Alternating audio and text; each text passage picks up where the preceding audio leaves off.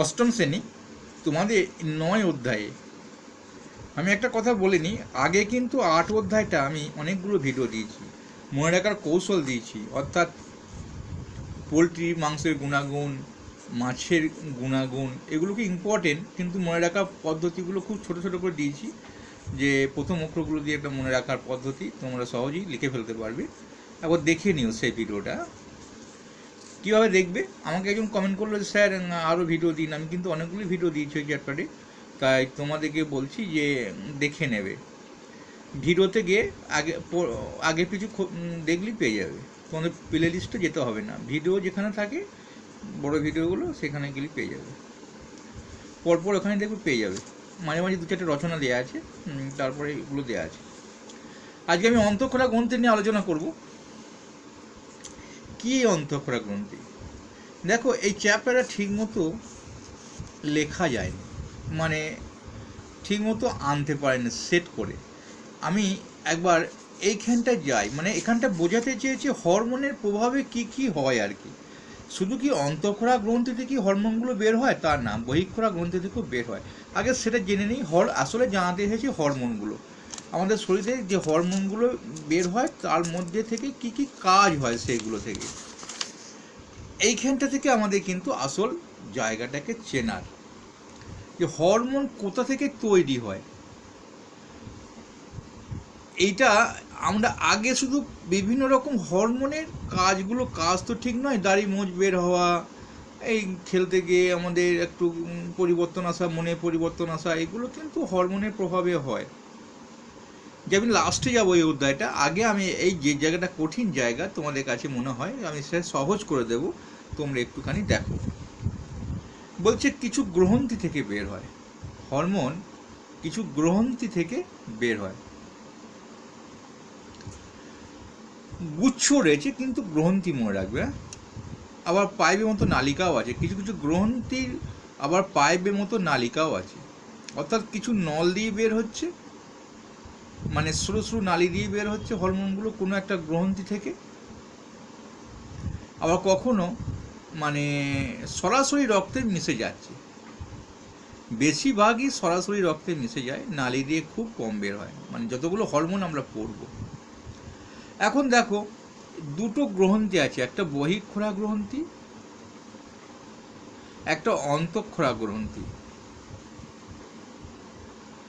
দেখো, একটা মিশ্র গ্রন্থি।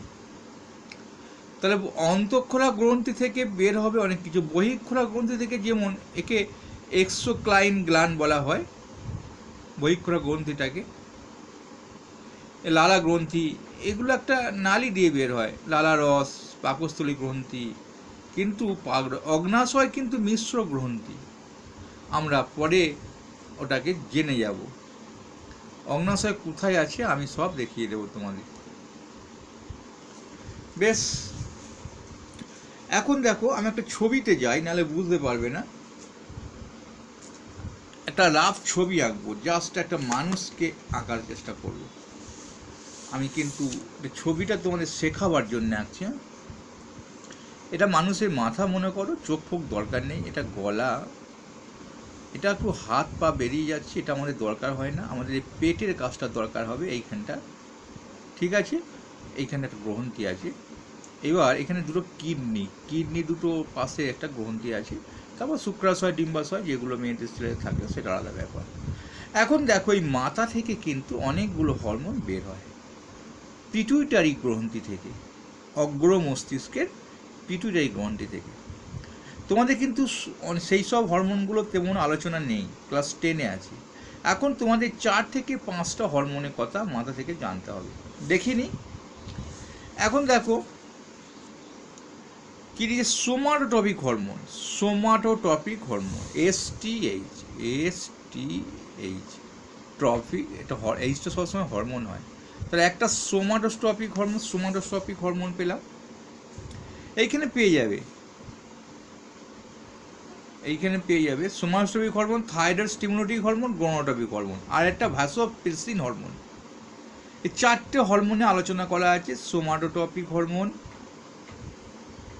Thyroid stimulating hormone, gonadotropic hormone, vasopressin hormone, এছাড়াও কিন্তু অনেক হরমোন আছে, কিন্তু আমাদের এই চারটে এখন পড়ি।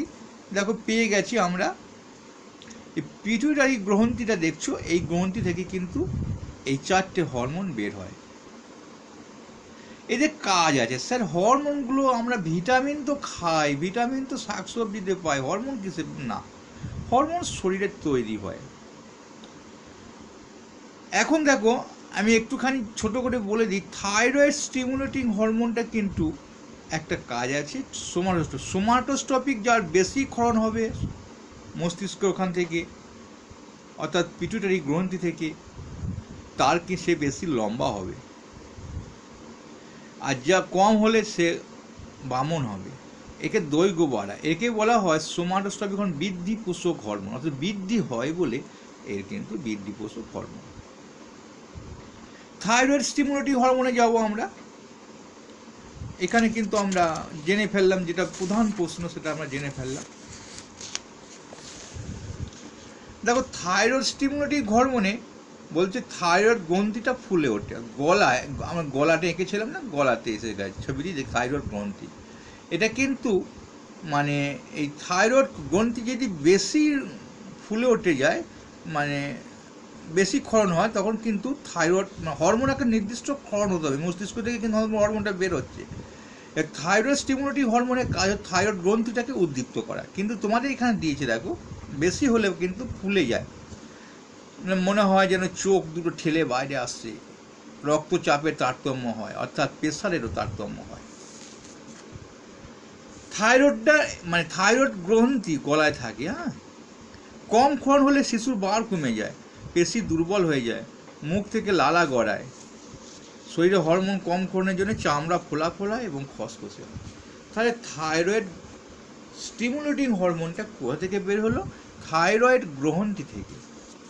এখানে থাইরয়েড গ্রন্থিটা কোথায় আছে, মানে এই থাইরয়েড গ্রন্থিকে সে উদ্দীপ্ত করে আর ঘটনাটা, কারণ থাইরক্সিন হরমোন ক্ষরিত হয়।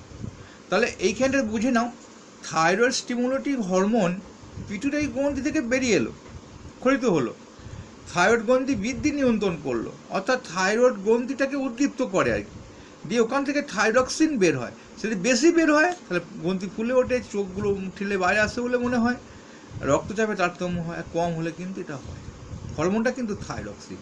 থাইরক্সিন কিন্তু আরও হৃৎপিণ্ডের স্পন্দনে হার বাড়াতে সাহায্য করে, এখানে যেহেতু রক্তচাপে তারতম্য দিয়েছি প্রেসারে, তাহলে বুঝতে পারছো শক্তি উৎপাদনকে প্রভাবিত করে, হাড় ও পেশি শক্তিকে বাড়াতে সাহায্য করে দেহে। এবার দেখো অগ্নাশয় গ্রন্থি, অগ্নাশয় দেখো এই ছবিটা দেওয়া আছে, কিন্তু কোথায় এটা? এটা কিন্তু বলেছিলাম না, এখানে পেটে একটা হরমোন আছে, এই জায়গাটাতে অগ্নাশয় গ্রন্থি একটা পালকের মতো আছে, ওখান থেকে অগ্নাশয় গ্রন্থি থেকে বের হয়, মানে এই দুটো হরমোন বের হয়, কিন্তু একটা ইনসুলিন বের হয়, একটা গ্লুকাগন বের হয়। তোমাদের ইনসুলিনটা আলোচনা আছে এখানে দিয়েছে, গ্লুকাগন এবং ইনসুলিন দুটো হরমোন কিন্তু বের হয়। একে মিশ্র গ্রন্থি বলে।